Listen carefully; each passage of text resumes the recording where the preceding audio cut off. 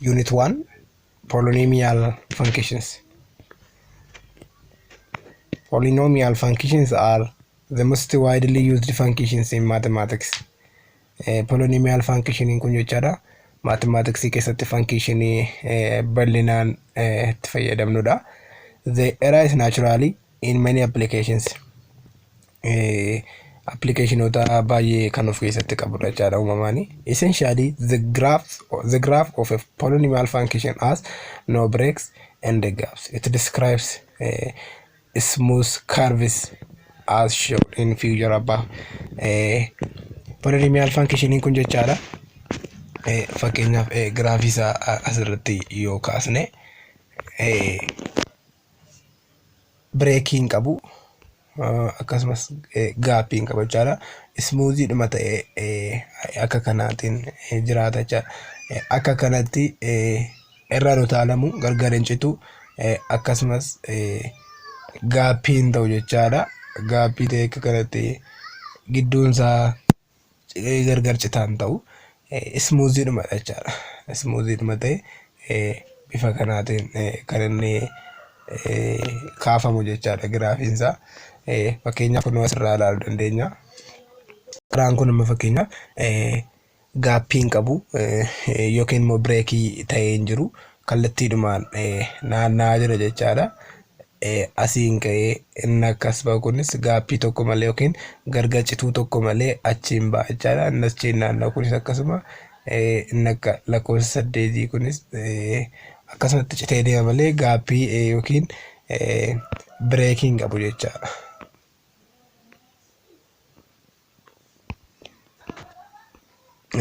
Kanaafiyyuu asitti opening problemii kana hojjennee raawwanne booddee walitti deebinee hojjenne erga barannee booddee jechaadha. Amma kallattiimaan kana deemna jechaadha. She calls that a function f is a relation in which no two ordered pairs have the same first element. Function jechuun jechaadha pairiidhaan kan jirudha. Relationii ta'ee pairiidhaan kan jirudha. Fakkeenyaaf akka kanattiin yoo keenye x y jechaadha. Fakkeenyaaf tokko lama jennee ilaaluu dandeenya. 3 4 jennee akka kanattiin itti fufnee ilaaluu dandeenya. Inni jalqabaa yookiin doomeeniin isaa kun irra deddeebi'uun qabu jechaadha. Function jedhamudha. Fakkeenyaaf amma tokko lama kan biraa immoo tokko lama jedhee ka'ee as biratti tokko 3 jedhatu ta'e kun function jedhama jechaadha. Maaliif tokko si'a lama deddeebi'ee jira waan ta'eedhaaf jechaadha. Kanaaf function jedhamuudhaaf baduu qaba jechaadha. Wanti doomeeniin isaa deddeebi'ee mul'achuuti hin qabaatu jechaadha. Mathematiksii kutaa 9 keessatti diskees gootee jirta jedha. Fakkeenyaaf warra kana jechaadha kunoo f of x is equals to over 3x plus 1 over 2 and g of x is equals to 5 minus 3x, h of x is equals to 8x and l of x is equals to minus and radical 6x plus 2.7. Kun maalidha? Linearyidha jechaadha. Linearii ta'uun isaa maal agarsiisa? Linearii jechuudhaaf maal yoo maalirratti hundoofneeti konstaantii jechuudhaaf kwaadiraatii jechuudhaaf maalirratti hundoofneeti kan jedhuufi fakkeenyaaf amma vaaraabilii yookiin jijjiiramaan jiru paawariin isaa tokko duwwaadha jechaadha. Kan isa kanaas tokko qofaadha. Kan kanaas 8x kunis tokko duwwaadha jechaadha. Kanaaf linearii yeroo ta'u paawariin isaa yookiin paawariin vaaraabilii jechaadha yeroo hundumaa tokko ta'uu qaba jechaadha. Kun egaa linear function said a function of f is a linear function if it can be written in the form of kun akka kanatti jechaadha kan inni barreeffamu formiin yookiin formulaan function linear jechaadha bifa kanaatiin barraa'a x plus b jechaadha. F of x equals to x plus b and different from 0 yommuu ta'u jechaadha. Fakkeenyaaf n kun a fi b jechaadha lamaan isaanii real number ta'uu qabu. A comma b jechaadha lamaan isaaniiyyuu real number ta'uu qabu jechaadha. Fakkeenyaaf otoo a 0 ta'e s different from 0 jedhamtes biratti f of x jennee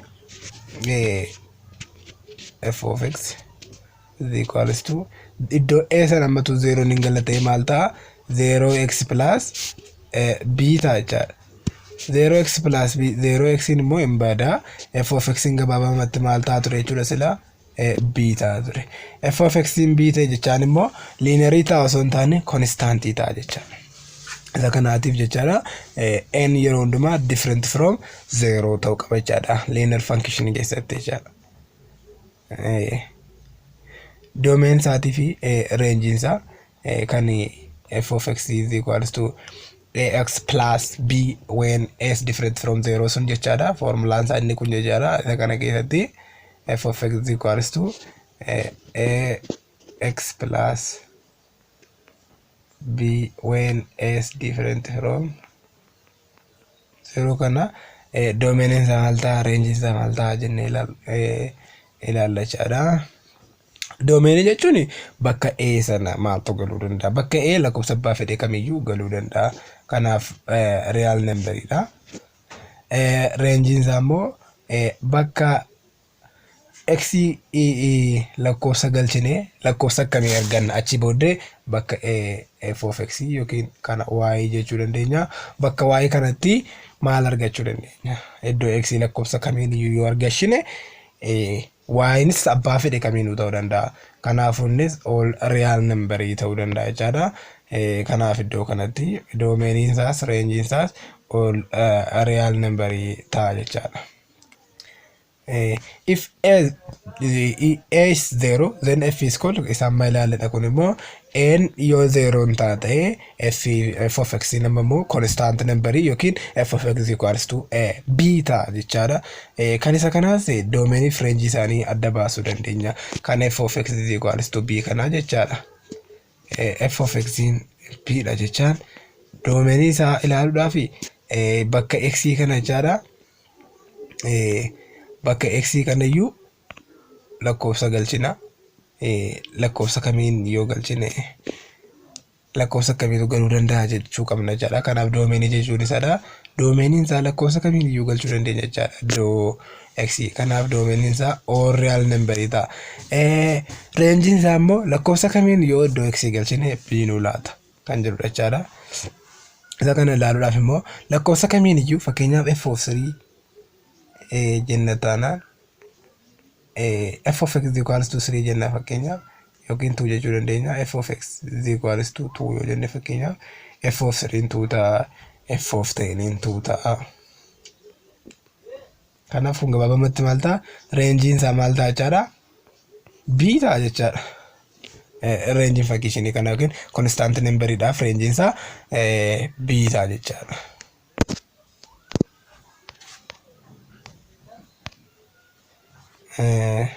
Inni taanu quadratic functions. Quadratic function kun kanatti jechaadha kan inni barreeffamu. Formiin isaa jechaadha. Formiin quadratic number kun kana fakkaata jechaadha. Quadratic function kana fakkaata jechaadha. Inni immoo maalidha? X square plus bx plus c represent real numbers for any number x jechaadha. Kan isa kana immoo maalodha? Quadratic function immoo constantidha fi linearidha. Wanti inni adda ittiin ta'u keessaa inni jalqaba poweriin jijjiiramaa isaa yookiin variable isaa lamadha jechaadha. Kun asitti isinitti mul'ataa jira yoo ta'e function poweriin isaa kan x kun jechaadha. Lamadha jechaadha. Poweriin isaanii lamata jechaadha. When s different from 0 kan isa kanaas n 0 ta'uu qaba. If a b and c are real numbers with s different from 0 then the function is that quadratic function jedhama jechaadha. Functionichi kanaaf kuno asitti ilaaluu dandeenya. X square plus 7x minus 12 9 plus 1 over 2 1 over 4x square minus x square plus pi kan jedhu x square is ilaaluu dandeenya jechaadha. Kanaaf kun hundumtuu isaayyuu gosa quadratic function jechaadha. Okay, an example of quadratic function jechaadha. Domain isaa maal ta'uu danda'a? Range isaa maal ta'uu danda'a? The domain of quadratic function is the set of all real numbers. The range of quadratic function depends on the value of a, b and c. Egaan domainiin quadratic function kana maal ta'a? Domainiin isaa all real number ta'a jechaadha. Real number ta'a. Range isaa immoo a, b irratti hundaa'a jechaadha.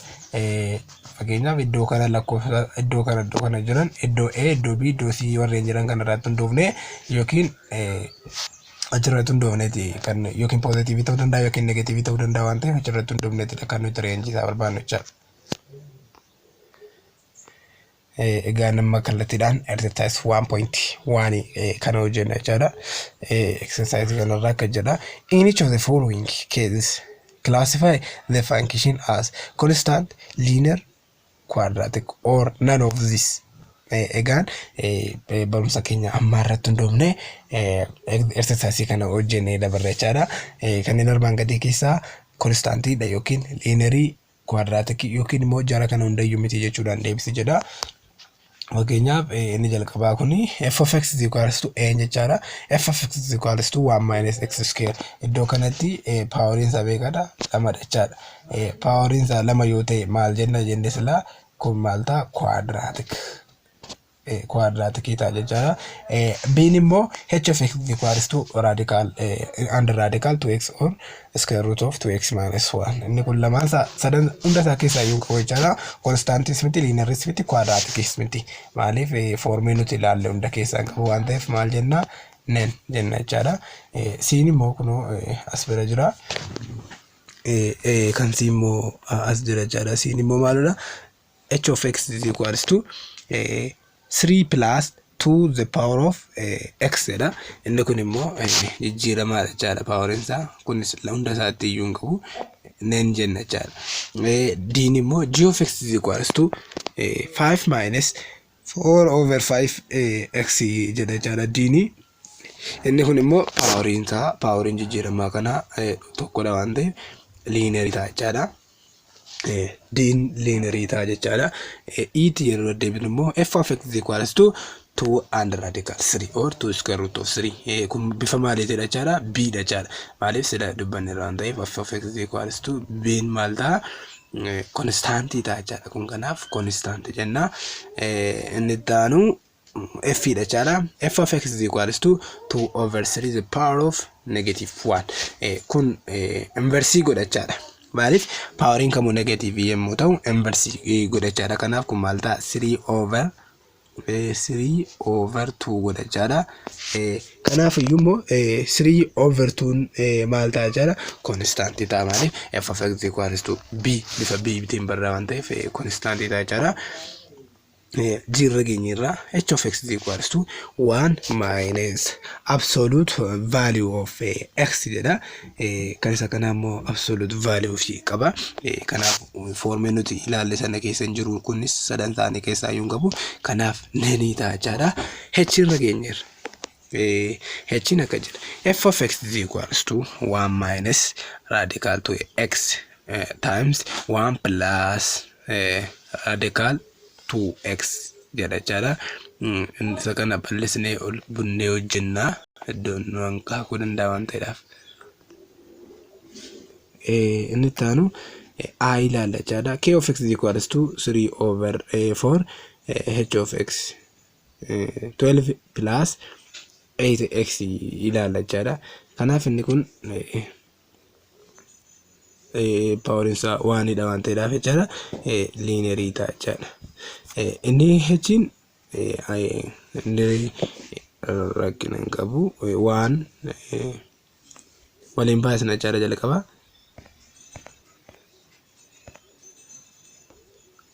Lamaan isaanii waliin baay'isna jechaadha. 1 times 1 1 jechaadha. 1 times radical 2x plus radical 2x dha. Radical 2x times 1 dha minus radical 2x.